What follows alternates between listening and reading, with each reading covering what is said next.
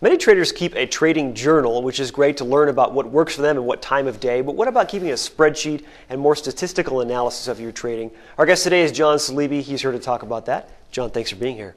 Oh, thanks for inviting me. All right, so talk about what you learned about your own trading through keeping a spreadsheet of your trades. I learned everything about my trading. Basically, the spreadsheet tells you who you are and how you trade, because if you log statistically your best days, when your best days are, how much you make, how many trades you make, and those statistics are all fed back to you and in black and white, you don't have to think back or guess or anything else. Eventually, those numbers speak to you, and you'll find out. I make most of my money trading this number of contracts.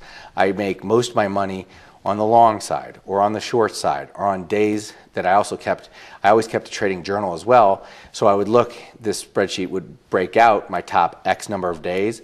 I would take those days and what kind of day was this? You know, look at my journal, correlate the two, and it has a place for trader comments, and anything that is unusual or special, you want to find a space, write something in there, and you'll always be able to find your positive days, your good days, and your really bad days, of which you're going to have some as a trader. And you'll go ahead and you'll be able to find out what's causing that, who am I? And then all of a sudden, you can use that information to try to mitigate the bad and accentuate the good. And in one case, you found out that Wednesdays, afternoons, for whatever reason, weren't doing well for you. Yeah, it turned out to be the only period of any day that I actually had a net negative was Wednesday afternoon. Now, I used to start trading when I loved trading and traded full time. I used to start trading Sunday at 5 o'clock when the market opened and trade Japan. Then I had a place in London. And I traded London and all the way into.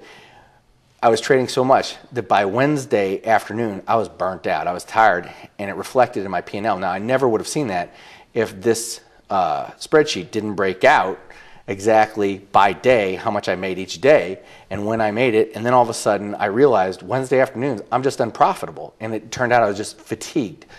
I stopped trading on Wednesday afternoons.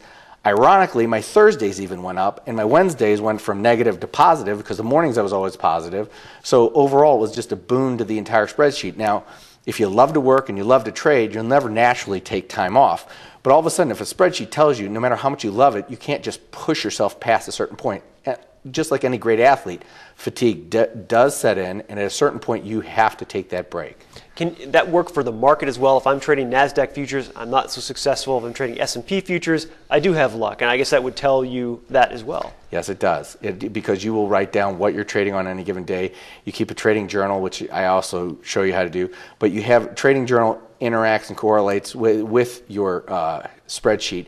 The spreadsheet will jump off to you with the numbers, and then you can do the research and say, what am I doing? And you'll have your trading comments, but also you have your trading journal, and you always can look back and see what kind of day that was on a chart or any other thing you want to have more information from the market. But without knowing who you are, what you traded, and what happened in that day for you, all the other information is really superfluous. John, thanks for being here. Well, thanks for inviting me.